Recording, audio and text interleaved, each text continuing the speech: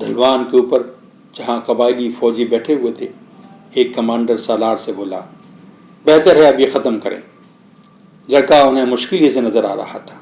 उन सब के चेहरे नीले कपड़े से ढके हुए थे और उनकी आंखों में खौफ झांक रहा था। इसे ख़त्म करो, दूसरे कमांडर ने कहा। मैं अल्लाह की बुजुर्गी और अजमत का मुजाहरा देखना चाहता हूँ, सालार ने बड़े इश्क के साथ कहा था। एक इंसान अपने आप को कैसे हवा में तब्दील कर लेता है, ये देखना चाहिए। लेकिन इसके साथ ही सालार ने उन दोनों कमांडरों के बारे में एक फ़ैसला कर लिया। जैसे ही तूफ़ान का ज़रूर टूटेगा, वो इन दोनों कमांडरों की जिम्मेदारियों से सब दोष कर देगा, क्योंकि सही मानों में रेगिस्तानी आदमी और खौफ एक साथ नहीं रह सकते। हवा कहती है कि तुम जानते हो इश्क क्या है? लड़के ने सूरज से कहा, अगर ये सही है तो तुम्हें भी ये मालूम होगा कि रूह कायनात क्या है, क्योंकि इश्क उसी की तख्लीक है।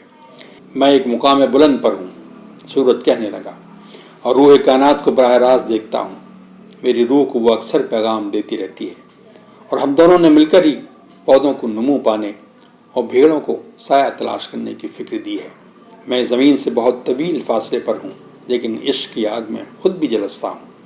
अगर ज़रा भी ज़मीन के करीब हो जाऊँ, हर चीज़ झुलस जाए, ख़त्म हो जाए, और रूह कायनात का वजूद भी बाकी न रहे। बस हम दोनों के वजूद बाहमी ही से ज़िंदगी में हरारत और मेरे वजूद को मानवियत हासिल है।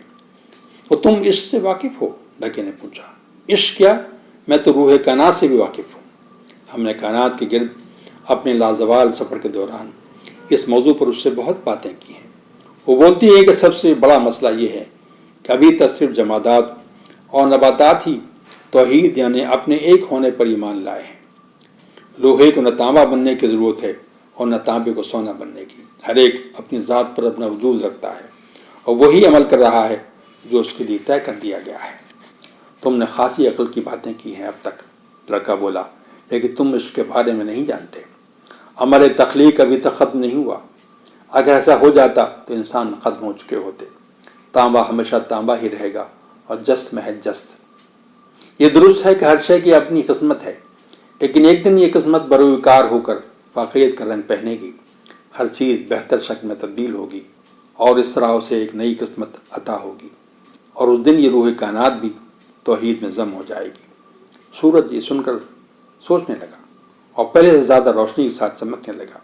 हवा जो इस मुकालमे से लुत्फ़अंदोज़ हो रही थी, ज़्यादा तेज़ी से चलने लगी, लेकिन बस इतनी तेज़ कि लड़के की आंखें सूरज को देखती रहीं। इल्म मार्फत इसीलिए आज भी महफूज है, लड़के ने कहा, ताकि हर शख्स अपने ख़जाने की तलाश करे और इस तरह अपने आगे की ज़िंदगी को बेहतर कर ले। जस्त उस वक्त तक जस्त रहेगा और अपना अमल अदा करता रहेगा जब तक दुनिया को उसकी ज़रूरत रहेगी। ज़रूरत ख़त्म होने पर वो अपनी बेहतर शक्ल यानी सोने में तब्दील हो जाएगा। अल्केमिस्ट यही तो करते हैं।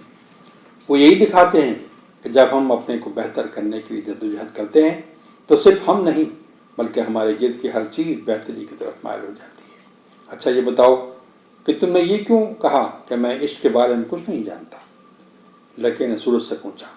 इसलिए कि मेरे नज़दीक रेगिस्तान का जमूद इश्क नहीं है, और न ही हवा का यूँ मारे मारे फिरना इश्क है। नहीं ये इश्क है कि मैदान अमल को दूर फासले से ताकते रहो जैसा कि तुम करते हो। इश्क तो उस अजीम कुव्वत का नाम है जो रूह कायनात को भी इर्तिका पजीर रखती है। जब मेरा पहला साबका हुआ तो सोचा कि रूह कायनात बिल्कुल बेऐब है, इसमें कोई कमी नहीं है, लेकिन बाद में समझ में आया कि उसका हाल भी दूसरी मखलूक़ात कैसा है। उसके अपने मुहर्रिकात भी हैं और चपकलिशें भी हैं। रूह कायनात की नमू तो दरअसल हम करते हैं। ये दुनिया जिसमें हम मुकीम हैं उसके अच्छा और बुरा होने के इंसार हमारे अच्छा या बुरा होने पर है। बस इसी मुकाम पर कुव्वत इश्क का फरमा हो जाती है। इश्क की जब इब्तिदा होती है तो हम पहले मरहले के मुकाबले में बेहतर बनने की कोशिश करने लगते हैं। अच्छा तुमसे तुम क्या चाहते हो? सूरज ने लड़के से पूछा। हवा में बदल जाने में मेरी मदद करो। खुदा की पूरी मखलूक में मुझे सबसे ज़्यादा ज़ियाकुल कहा जाता है, लेकिन लड़के मुझे नहीं मालूम कि तुम्हें हवा में किस तरह तब्दील करूँ। फिर मैं किससे पूछूं? सूरज ने एक लम्हा सोचा। हवा कहीं करीब खड़ी मुकालमा सुन रही थी और दुनिया के कोने कोने में जाकर ऐलान कर देना चाहती थी कि वो सूरज जिसकी कुव्वत और दानाई के चर्चे थे वो कमज़ोरियों से मावरा नहीं اور اس لڑکے کے مسائل کا مداوع نہیں کر پا رہا جو کائنات کی زبان سمجھتا اور بول سکتا ہے۔ اس ہاتھ سے پوچھو جس نے یہ سب کچھ لکھا ہے۔ سورج نے کچھ سوچ کر کہا۔ ہوا یہ سن کر خوشی کے مارے چیخ اٹھی اور اتنی زور سے چلی کہ آج تک نہ چلی تھی۔ خیمے اکھڑ گئے اور جانور اپنے کھونٹوں سے کھل گئے۔ ڈھلوان پر لوگ اگر ایک دوسرے کو نہ تھامتے تو اڑ گئے ہوتے، اور لڑکا اس ہاتھ کی طرف متوجہ ہوا۔ یہ پوچھنے کی کوشش کی لیکن اس کی زبان گونگ ہو گئی تھی، جیسے کہنے کے باوجود الفاظ نہ موجود ہوں۔ اس کے دونوں ہاتھ خود بخود اوپر اٹھنے لگے۔ بولنے کا یارہ نہ تھا۔ اسے لگا جیسے پوری کائنات ٹھہر گئی ہے۔ زبان جیسے بولنے سے عاجز تھی۔ اسے لگا کہ جو ہاتھ سب کچھ جانتا ہے وہ ہاتھ اس کے سر پر ہے، اور اس کے دل میں عشق کا بحر بے قرار ٹھاٹے مارنے لگا ہے۔ آنکھوں سے آنسو بہنے لگے اور پھر دعا خود بخود جاری ہو گئی۔ ایسی دعا اس نے پہلے کبھی نہ کی تھی۔ اس میں نہ تو یہ الفاظ تھے اور نہ خواہشوں اور تمناؤں کا اظہار تھا، نہ اس میں اس پر تشکر تھا کہ اس کے بھیڑوں کو اپنی چراگاہیں مل گئی ہیں، نہ اس میں بلور ضرورت کے زیادہ فروخت ہو جانے کی تمنا تھی، اور نہ ہی اس میں یہ دعا کہ اس کی محبوب اس کی واپسی کا انتظار کرتی رہے۔ خاموشی اور سکوت کے عالم میں اس نے دیکھا کہ ریگستان، ہوا اور سورج عظیم ہاتھ کی تحریر پر عمل کرنے اور اپنے راستوں کی تلاش میں مصروف ہیں، اور لوح پر لکھے پیغام کو سمجھنے کے لیے بےتاب ہیں۔ اس نے دیکھا کہ نشانیاں ادھر ادھر بکھری پڑی ہیں۔ اسے محسوس ہوا کہ تمام مخلوقات کی جمع غفیر میں صرف انسان ہی ایسا ہے جسے اپنے مقصد وجود کا علم کم ہے۔ اس پورے وجود میں دانائی ہر طرف بکھری ہوئی ہے۔ اسے لگا کہ معجزہ صرف وہ ہاتھ ہی دکھا سکتا ہے، اس کی تحریر یہ پوری کائنات ہے۔ سمندر کو ریگستان میں بدلنا ہو یا کسی انسان کو ہوا میں تبدیل کرنا، یہ صرف ہاتھ ہی کے بس میں ہے۔ یہ سب اس لیے ہے کہ اس ہاتھ ہی کو اس کی تخلیق کی پوری اسکیم، اس کے مقاصد اور اس میں شامل حکمتوں کا علم ہے۔ کائنات جو اس ہاتھ کی شکار ہے، اس میں کوئی تبدیلی اس ہاتھ کے ذریعے ہی ممکن ہے۔ لڑکا کائنات کی روح تک پہنچا تو دیکھا کہ اس نے سب کچھ روح واحد سے مستعار لے رکھا ہے۔ اپنے اندرون میں جھانکا تو اپنی روح بھی روح واحد کی کارفرمائی نظر آئی۔ جب میرے اندر بھی خدا ہی کی روح ہے تو معجزہ میں کیوں نہیں دکھا سکتا؟ اس کی سوچ بیجا تو نہ تھی۔ اس روز سموم اتنے زور سے چلی کہ کبھی نہ چلی تھی۔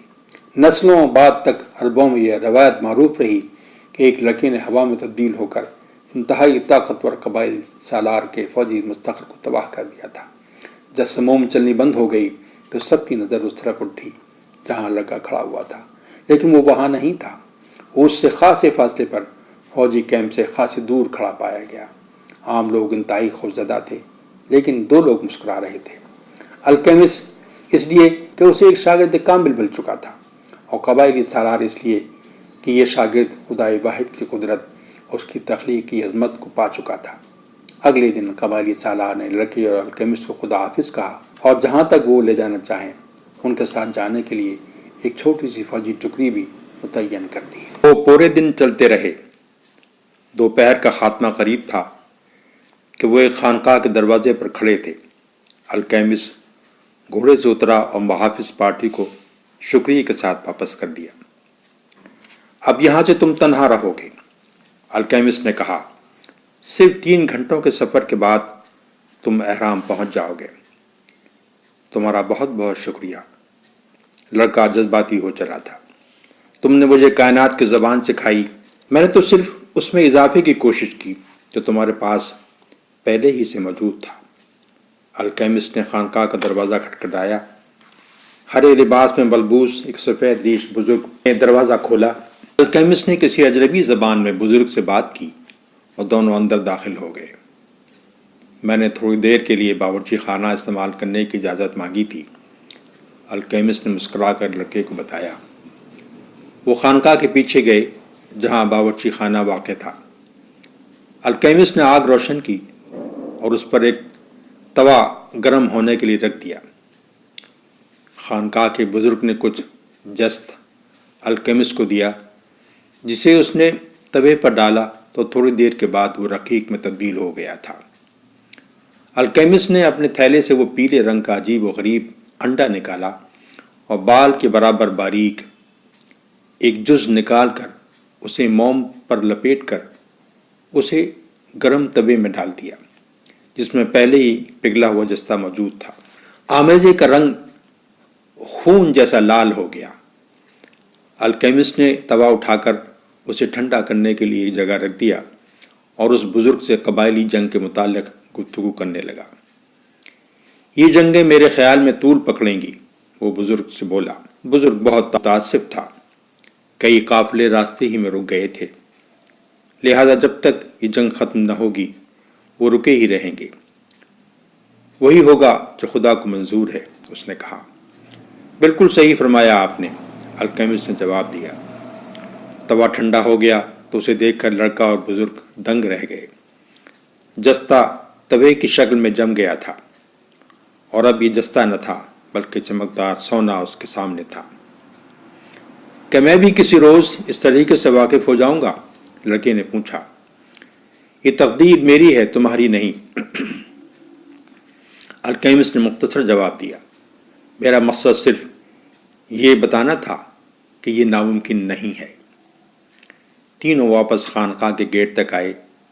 یہاں آ کر الکیمسٹ نے سونے کو 4 ٹکڑوں میں تقسیم کیا۔ یہ تمہارے لیے، ایک حصہ بزرگ کی طرف بڑھاتے ہوئے کہا۔ زائرین کی خدمت کا کوئی صلہ اللہ کے علاوہ کسی کے پاس نہیں، لیکن یہ میری طرف سے رکھیں۔ لیکن اس خدمت پر جو خرچ ہوتا ہے یہ تو اس سے کہیں زیادہ ہے، سفید ریش بزرگ نے جواب دیا۔ ایسا مت کہو، زندگی نے سن لیا تو ممکن ہے کہ آئندہ آپ کے حصے میں کمی ہو جائے۔ الکیمسٹ کے چہرے پر مسکراہٹ پھیل گئی تھی۔ ایک ٹکڑا لڑکے کو دیتے ہوئے بولا کہ یہ اس مال کے عوض ہے جو تم نے سالار کو دیا تھا۔ لڑکا یہ کہنے ہی والا تھا کہ یہ تو اس سے کہیں زیادہ ہے، لیکن بزرگ کو جو جواب الکیمسٹ سے ملا تھا وہ اس نے سنا تھا، چنانچہ وہ خاموش رہا۔ ایک ٹکڑا اس نے اپنے پاس رکھا کہ یہ میرے لیے ہے، مجھے ابھی ریگستان سے گزرنا ہے اور جنگ بھی جاری ہے۔ چوتھا ٹکڑا اس نے بزرگ کی طرف بڑھاتے ہوئے کہا، یہ لڑکے کے لیے ہے، ممکن ہے کہ اس کو ضرورت پڑے، لیکن میں تو اپنا خزانہ تلاش کرنے جا رہا ہوں، لڑکے نے کہا، اور اب تو وہ بہت دور بھی نہیں ہے، اور مجھے یقین ہے کہ وہ خزانہ تمہیں ضرور ملے گا، الکیمسٹ نے کہا۔ تو پھر یہ کیوں دے رہے ہیں؟ اس لیے کہ تم اپنی جمع شدہ رقم 2 بار کھو چکے ہو، ایک بار تو دھوکے باز کو اور دوسری بار سالار کو۔ ہمارے یہاں عربوں میں ایک کہاوت ہے کہ ایک بار کوئی ایسا واقعہ ہو جائے تو یہ ضروری نہیں کہ دوبارہ بھی ہو، اگر وہ 2 بار ہو جائے تو تیسری بار ضرور ہوتا ہے۔ میں ذرا وہمی ہوں اور ان کہانیوں میں یقین رکھتا ہوں۔ دونوں اپنے گھوڑوں پر سوار ہو کر چل پڑے۔ دونوں شہ سوار ساتھ ساتھ چل رہے تھے کہ الکیمسٹ لڑکے سے بولا، میں تمہیں خوابوں کے بارے میں ایک کہانی سناتا ہوں۔ لڑکا اپنا گھوڑا اس کے قریب لے آیا۔ بہت دن گزرے کہ روم میں شاہ تبرس کی حکومت تھی۔ وہاں ایک اچھا اور نیک آدمی رہتا تھا جس کے 2 بیٹے تھے۔ ایک بیٹا فوج میں ملازم تھا اور دور سلطنت کے کسی مقام پر متعین تھا۔ دوسرا بیٹا ایک شاعر تھا، اس کی شاعری کی ملک بھر میں دھوم تھی اور رومی لوگ اس کی شاعری کے دیوانے تھے۔ ایک رات باپ نے خواب دیکھا کہ ایک فرشتہ اس کے پاس آیا ہے اور کہہ رہا ہے کہ وقت آئے گا کہ تمہارے ایک بیٹے کا اقوال دنیا کے آئندہ نسلیں یاد رکھیں گی اور دہرایا کریں گی۔ باپ کی آنکھ کھلی تو وہ خوشی اور جذبے تشکر سے مغلوب ہو کر رونے لگا کہ زندگی اس پر کتنی مہربان تھی، اور اسے وہ بات بتا دی جسے سن کر ہر باپ کو جذبے تفاخر سے سرشار ہو جانا چاہیے۔ کچھ عرصے بعد ایک بچے کو رتھ کے نیچے آنے سے روکتے ہوئے باپ کا انتقال ہو گیا۔ کیونکہ وہ زندگی میں بڑا پارسا اور نیک رہا تھا تو سیدھا جنت میں داخل کر دیا گیا۔ جنت میں اس کی ملاقات اسی فرشتے سے ہوئی جو اس کے خواب میں آیا تھا۔ وہ فرشتہ اس سے کہنے لگا، تم ایک اچھے آدمی تھے اور بڑی قابل رشک زندگی دنیا میں گزاری۔ موت بھی انتہائی عظیم کام کرتے ہوئے آئی۔ تمہاری کوئی خواہش ہو تو بتاؤ، میں پوری کروں گا۔ زندگی مجھ پر بڑی مہربان تھی، آدمی بولا، تو اب نے خواب میں آ کر مجھے جو کچھ بتایا تو مجھے تو انعام مل گیا۔ بھلا اس سے بڑی بات کیا ہو سکتی ہے کہ میرے بیٹے کے اقوال دنیا بھر میں پڑھے جائیں۔ مجھے اب اپنے لیے کچھ نہیں چاہیے، لیکن ہر باپ کو یہ دیکھ کر خوشی ہوگی کہ جن بچوں کی اس نے پرورش کی اور تعلیم دلائی وہ اب شہرت کے اعلیٰ مقام پر فائز ہیں۔ اگر کبھی ہو سکے تو میں اپنے بچے کے اشعار سننا چاہوں گا۔ فرشتے نے آدمی کے کندھے پر ہاتھ رکھا اور وہ دونوں مستقبل کی دنیا میں جا پہنچے۔ ایک بہت بڑی جگہ تھی جہاں وہ بیٹھے تھے، ہزاروں لوگ ان کے ارد گرد کوئی اجنبی زبان بول رہے تھے۔ وہ آدمی خوشی سے رونے لگا۔ مجھے معلوم تھا کہ میرے بیٹے کا اشعار لافانی تھے۔ اس نے روتے ہوئے فرشتے سے کہا، ذرا از راہ کرم یہ بھی بتا دو کہ یہ لوگ میرے بیٹے کی کون سی نظم بار بار دہرا رہے ہیں۔ فرشتہ آدمی کے قریب آیا اور کمال شفقت سے قریب پڑی ہوئی ایک بینچ پر اسے بٹھا دیا۔ تمہارے شاعر بیٹے کا کلام ملک روم میں بہت معروف تھا، فرشتہ کہنے لگا۔ سب لوگ اسے بہت چاہتے تھے اور اس کی شاعری کو پسند کرتے تھے، لیکن شاہ تسطیطس کی حکومت کے خاتمے کے بعد لوگوں نے اس کے کلام کو بھلا دیا۔ یہ جو تم اب سن رہے ہو یہ تمہارے اس بیٹے کے الفاظ ہیں جو فوج میں بھرتی تھا۔ آدمی نے فرشتے کی طرف بڑے تعجب سے دیکھا۔ تمہارا وہ بیٹا جسے سلطنت روما کے کسی دور دراز علاقے میں متعین کیا گیا تھا، وہ فوج میں ایک بڑا سالار ہو گیا۔ وہ کردار کا بلند اور بڑا منصف مزاج تھا۔ ایک دن ایسا ہوا کہ وہ دوپہر کے وقت اس کا ایک نوکر شدید بیماری میں مبتلا ہو گیا اور لگا کہ شاید وہ بچ نہ پائے گا۔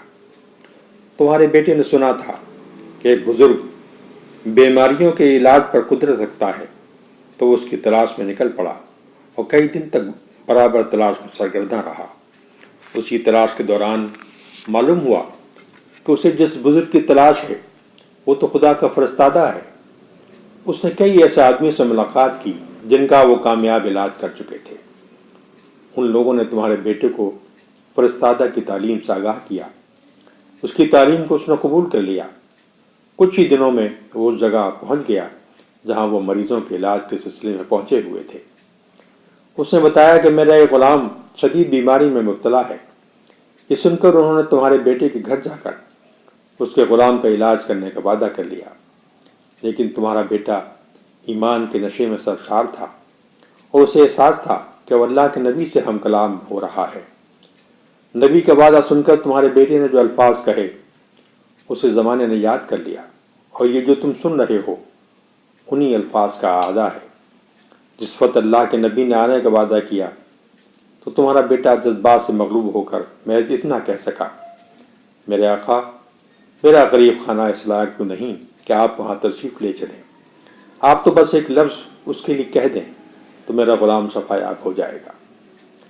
الکیمسٹ کہنے لگا، آدمی کسی مقام پر ہو اور کچھ بھی کرتا ہو، یہ دنیا کی تاریخ رقم کرنے میں اپنا کردار ادا کرتا ہے، لیکن اکثر اسے اس کا علم نہیں ہوتا۔ لڑکے کے چہرے پر مسکراہٹ پھیل گئی۔ اس نے سوچا بھی نہ تھا کہ زندگی کے بارے میں سوالات ایک چرواہے کے لیے بھی اتنے اہم ہو سکتے ہیں۔ خدا حافظ، الکیمسٹ بولا۔ خدا حافظ، لڑکے نے جواب دیا۔ لڑکا کئی گھنٹے سفر کرتا رہا اور یہ جاننے کی کوشش کرتا رہا کہ دل کی مرضی کیا ہے۔ دل ہی اسے بتانے والا تھا کہ خزانہ کہاں چھپا ہوا ہے۔ جہاں تمہارا خزانہ ہوگا وہیں تمہارا دل بھی ہوگا، الکیمسٹ نے اسے بتایا تھا۔ لیکن اس کا دل تو کچھ اور ہی بول رہا تھا۔ بڑے فخر کے ساتھ اس نے اس چرواہے کی کہانی سنائی جس نے 2 بار ایک خواب دیکھ کر اپنی بھیڑیں بیچ دیں اور تعبیر کی تلاش میں نکل پڑا۔ کچھ مقدر کے بارے میں بتایا، ایسے لوگوں کے بارے میں بتایا جو دور دراز علاقوں کی تلاش میں اور خوبصورت عورتوں کے جستجو میں مارے پھرے تھے، اور طرح طرح کے ایسے لوگوں سے انہیں مقابلہ کرنا پڑا تھا جو کسی بھی طرح اپنے خیالوں کو بدلنے پر تیار نہ ہوتے تھے۔ پھر اس نے نئی دریافتوں، کتابوں، نئی تدبیریوں اور اسفار کے بارے میں بتایا۔ راستہ چلتے وہ جب ریت کے ایک اور ٹیلے پر چڑھ ہی رہا تھا تو اس کے دل نے سرگوشی کی، جس جگہ تمہاری آنکھوں سے آنسو نکلنے لگیں اس جگہ سے ذرا ہوشیار رہنا، وہیں میں ملوں گا، وہیں تمہارا خزانہ بھی ہوگا۔ لڑکا ٹیلے پر آہستہ آہستہ چڑھنے لگا۔ تاروں بھرے آسمان میں ماہ کامل کی روشنی پھیلی ہوئی تھی۔ اسے یاد آیا کہ نخلستان چھوڑے اسے اب پورا 1 ماہ ہو گیا تھا۔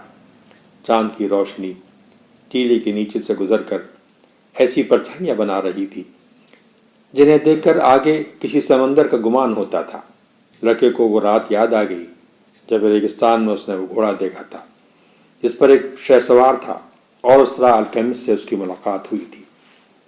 ریگستان چاند کی روشنی میں نہایا ہوا تھا اور اس آدمی کے سفر کو منور کر رہا تھا جو اپنے خزانے کی تلاش میں محو اخرام تھا۔ جب وہ ٹیلے کی چوٹی پر پہنچا تو دل اچانک زور سے تڑپا۔ چاند کے نور اور ریگستان کی تابانی سے معمور اہرام مصر اپنی تمام تر ہیبت اور شکوہ کے ساتھ سامنے کھڑے تھے۔ لڑکا جذبہ تشکر سے مغلوب ہو کر سجدہ ریز ہو گیا کہ محض خدا کی مدد سے آج وہ اپنے خواب کی تعبیر کو حقیقت میں بدل سکا تھا۔ اسی کی مدد سے وہ بادشاہ، تاجر، انگریز اور الکیمسٹ سے ملاقات کر سکا، اور سب سے اہم بات یہ کہ ریگستان کی اس عورت سے مل سکا جس نے اسے سبق دیا تھا کہ عشق مقدر کی راہ میں حائل نہیں ہوتا۔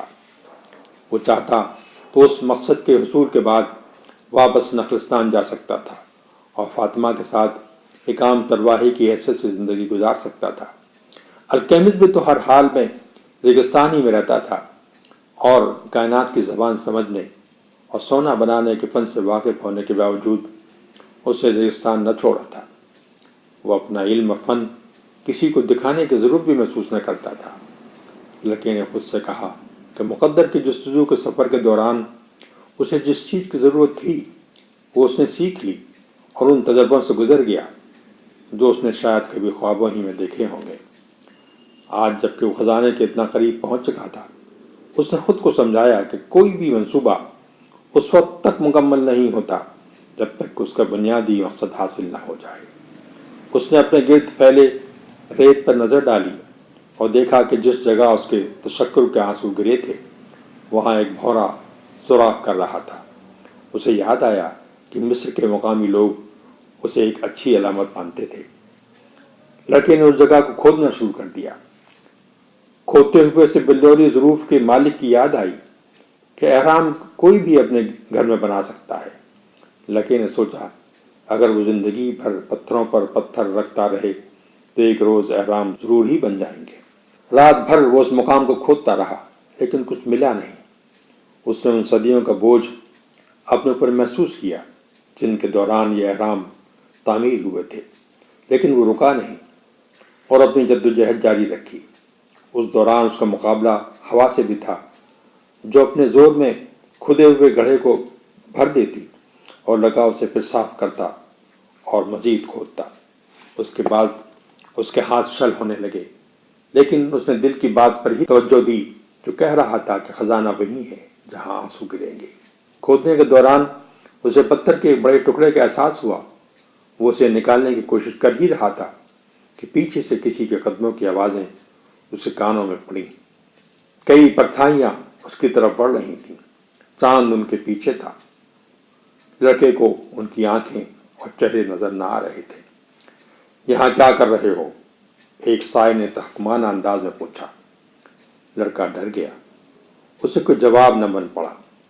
خزانے کی جگہ تو اسے معلوم ہو گئی، لیکن نہیں معلوم اگلے لمحے کیا ہو جائے گا۔ ہم لوگ قبائلی جنگوں سے لٹ پٹ گئے ہیں اور ہمیں رقم کی شدید ضرورت ہے۔ دوسرا سایہ بولا، یہاں تم کچھ چھپا رہے ہو۔ میں کچھ چھپا نہیں رہا ہوں، لڑکا بولا۔ ایک نے تو لڑکے کو پکڑ کر گھڑے سے جھٹکا دے کر اوپر کھینچ لیا اور دوسرے نے اس کے تھیلے کی تلاشی لی اور سونے کا ٹکڑا قبضے میں لے کر بولا، یہ تو سونا ہے۔ جس عرب نے لڑکے کو پکڑ رکھا تھا اس کے چہرے پر چاند کی روشنی پڑی تو اس کی آنکھوں میں موت کے سائے لہرا رہے تھے۔ باقی سونا اس نے شاید اندر دبا دیا ہے۔ انہوں نے لڑکے کو مزید کھودنے کے لیے کہا۔ لیکن ظاہر ہے کہ وہاں کچھ نہ تھا۔ سورج نکلنے لگا اور کچھ نہ ملا تو انہوں نے لڑکے کو مار مار کر زخمی کر دیا۔ خون رسنے لگا اور اس کے کپڑے تار تار ہو گئے۔ اسے لگا کہ بس موت آیا ہی چاہتی ہے۔ موت اگر آ ہی رہی ہو تو دولت کی کیا اہمیت ہے؟ کبھی کبھی پیسے سے انسان اپنی زندگی بچا بھی لیتا ہے۔ اسے الکیمسٹ کے الفاظ یاد آ رہے تھے۔ آخرکار لڑکے نے چیخ کر ان سے کہا کہ وہ ایک خزانے کی تلاش میں کھدائی کر رہا تھا۔ حالانکہ اس کا چہرہ زخمی تھا اور مختلف جگہوں سے خون بہہ رہا تھا، لیکن اس نے حملہ آوروں کو بتایا کہ اس نے 2 بار خواب دیکھا تھا کہ یہاں احرام کے پاس خزانہ چھپا ہوا ہے۔ ایک آدمی جو اس گروہ کا لیڈر لگتا تھا، اس نے اپنے ساتھیوں سے کہا، چھوڑو، لگتا ہے اس کے پاس کچھ اور نہیں، یہ سونا اس نے کہیں سے چوری کیا ہوگا۔ لڑکا بے حد تھک گیا تھا اور زخمی تھا، وہ ریت پر گر گیا۔ گروہ کے لیڈر نے اس کے کندھے کو جنبش دی اور بولا کہ ہم جا رہے ہیں، لیکن جانے سے پہلے لڑکے کے پاس آیا اور کہنے لگا، تم اتنے زخمی نہیں ہو کہ مر جاؤ، تم زندہ رہو گے اور یہ بھی سمجھ جاؤ گے کہ آدمی کو اتنا بیوقوف نہ ہونا چاہیے۔ کوئی 2 سال قبل بالکل اسی مقام پر مجھے بھی 2 بار ایسے خواب نظر آئے تھے، جس میں بتایا گیا تھا کہ مجھے اسپین کے میدانوں میں پہنچ کر ایک ایسا ویران کلیسا تلاش کرنا چاہیے جس میں ایک چرواہا اپنے بھیڑوں کے ساتھ رات کو آ کر ٹھہرتا ہے۔ خواب میں تھا کہ اس ویران کلیسا کے مقام مقدس کے قریب ایک انجیر کا درخت اگا ہوا ہے، اگر اس کو کھودا جائے اس کی جڑوں میں خزانہ ملے گا۔ میں اب اتنا بیوقوف بھی نہ تھا کہ محض ایک خواب کو بار بار دیکھنے کی بنا پر ریگستان کے باہر جانے کی کوشش کرتا۔ یہ کہہ کر وہ اپنے ساتھیوں سمیت غائب ہو گیا۔ لڑکا لڑکھڑاتے ہوئے کھڑا ہو گیا اور ایک بار پھر احرام کی طرف دیکھا۔ اسے لگا جیسے وہ اس پر ہنس رہے ہوں، اور وہ بھی جواب میں ہنس دیا۔ اس کا دل خوشی سے جھوم رہا تھا کیونکہ اسے معلوم ہو گیا تھا کہ خزانہ کہاں ہے۔ جب وہ اس ویران کلیسا میں پہنچا تو رات کا اندھیرا چھانے والا تھا۔ انجیر کا درخت مقام مقدس پر ابھی تک ایسا ہی کھڑا تھا۔ اس ٹوٹی ہوئی چھت میں بھی کوئی تبدیلی نہ ہوئی تھی جس سے رات کو آسمان کے تارے نظر آتے رہتے تھے۔ گزشتہ بار جب وہ یہاں آیا تھا، لڑکے کو یاد آ رہا تھا تو اس کی بھیڑوں کا گلہ بھی اس کے ساتھ تھا۔ اس خواب کو چھوڑ کر وہ پوری رات پرسکون گزری تھی۔ آج کی رات وہ اپنے ساتھ بھیڑیں نہیں بلکہ ایک کدال لایا تھا۔ دیر تک بیٹھا وہ آسمان کو دیکھتا رہا۔ پیاس محسوس ہوئی تو پانی کی بوتل تھیلے سے نکالی۔ وہ رات جب وہ ریگستان میں الکیمسٹ کے ساتھ کھانا کھا کر بیٹھا آسمان دیکھ رہا تھا، اسے یاد آ گئی، اور اس کے ساتھ یادوں کا ایک طویل سلسلہ تھا جس میں وہ نئے نئے راستے یاد آئے جن پر چل کر اس نے ایک بالکل نئی دنیا دیکھی تھی۔ اس نے سوچا خدا نے کیسے کیسے عجیب و غریب طریقوں سے خزانے تک پہنچایا ہے۔ وہ سوچ رہا تھا کہ اگر بار بار نظر آنے والے خوابوں میں وہ یقین نہ رکھتا یا اس بنجارن سے نہ ملا ہوتا، وہ بادشاہ یا وہ لٹیرا وغیرہ ایک طویل فہرست ہے، تو کیا وہ آج یہاں اس مقام پر پہنچ سکتا تھا؟ اس نے سوچا کہ علامتیں بالکل واضح تھیں اور شاید پورا راستہ اور اس کے تمام مراحل ان علامتوں میں رقم تھے۔ ایسے مکمل انتظام کر دیے گئے تھے کہ بھٹک جانے کا کوئی امکان تھا ہی نہیں، اس نے اپنے آپ سے کہا۔ سوچتے سوچتے اس سے گہری نیند آ گئی، اور جب آنکھ کھلی تو سورج خاصا بلند ہو چکا تھا۔ اس نے انجیر کے درخت کی بنیاد کھودنا شروع کر دی۔ تم کسی بوڑھے خراٹ جادوگر سے کم نہیں ہو، اسے الکیمسٹ یاد آیا اور نظریں اٹھا کر بولا، پوری کہانی تمہیں معلوم تھی۔ تم جان بوجھ کر سونے کا ایک ٹکڑا خانقاہ پر چھوڑ آئے تھے کہ مجھے واپسی کے سفر میں دقت نہ ہو، اور جب میں لٹے پٹے حال وہاں پہنچا تھا تو خانقاہ کا وہ سفید ریش بزرگ مجھے دیکھ کر ہنس پڑا تھا۔ تم چاہتے تو مجھے اس حال تک پہنچنے سے بچا سکتے تھے۔ اس کی آواز میں شکایت کی آمیزش تھی۔ نہیں، ایک آواز جیسے اس کے کانوں سے ٹکرائی، اگر میں سب کچھ تمہیں بتا دیتا تو کیا تم احرام مصر دیکھ پاتے؟ کتنے خوبصورت ہیں وہ، ہے نا؟ لڑکے کے ہونٹوں پر مسکراہٹ پھیل گئی۔ وہ کھودتا رہا۔ کوئی آدھا گھنٹہ کے بعد اس کی کدال کسی سخت چیز سے ٹکرائی، اور کوئی مزید 1 گھنٹے کی کھدائی کے بعد وہ ایک بڑا سا صندوق اس کے سامنے تھا جس میں سونے کے اندلسی سکے بھرے ہوئے تھے۔ بیش قیمت جواہرات بھی تھے، سونے کے بنے ہوئے نقاب جن میں سفید سرخ پر لگے ہوئے تھے اور جواہرات جڑے پتھر کے مجسمے رکھے ہوئے تھے۔ یہ شاید کسی جنگ میں جیتا ہوا مال غنیمت تھا، جسے نہ صرف وہ ملک بلا چکا تھا بلکہ فاتحین بھی اپنے بچوں کو اس کی وصیت کرنا بھول گئے تھے۔ لڑکے نے اپنے تھیلے سے وہی 2 پتھر نکالے اور انہیں بھی اس صندوق میں ڈال دیا۔ ان پتھروں کا استعمال صرف ایک بار کیا تھا جب وہ بازار میں تھا، ورنہ ان کو استعمال کرنے کی ضرورت ہی پیش نہ آئی تھی۔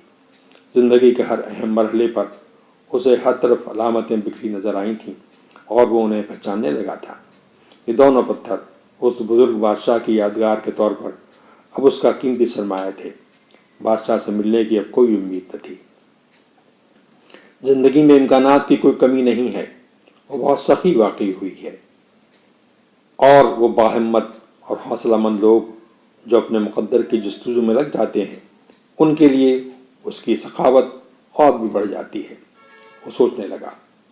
اسے یاد آیا کہ اب طائفہ بھی تو جانا ہے، جہاں وعدے کے مطابق اس بنجارن کو اس خزانے کا 10واں حصہ دینا ہے۔ بنجارے بھی بڑے چالاک ہوتے ہیں، وہ سوچنے لگا، شاید اس لیے کہ گھاٹ گھاٹ کا پانی پی کر ان کے تجربوں میں بے پناہ اضافہ ہو جاتا ہے۔ ہوا ذرا تیز چلنے لگی۔ یہ وہی باد روم تھی جو افریقہ سے گزر کر آئی تھی، لیکن آج اس میں نہ تو افریقی ریگستان کی بو تھی اور نہ ہی مور مسلمانوں کے حملے کا خوف۔ آج یہ اتبیس تھی اور مشام جاں کو معطر کر رہی تھی، اور اس خوشبو کو تو وہ ہزاروں کے درمیان پہچان سکتا تھا۔ یہ کسی کے لنچ کی خوشبو تھی۔ اسے لگا کہ خوشبو کا ایک مہتاب نما دور سے آ کر آہستہ آہستہ اس کے ہونٹوں پر ٹھہر گیا۔ وہ مسکرایا۔ وہ پہلی بار ایسا کر رہی تھی۔ فاطمہ، میں آ رہا ہوں، وہ بولا۔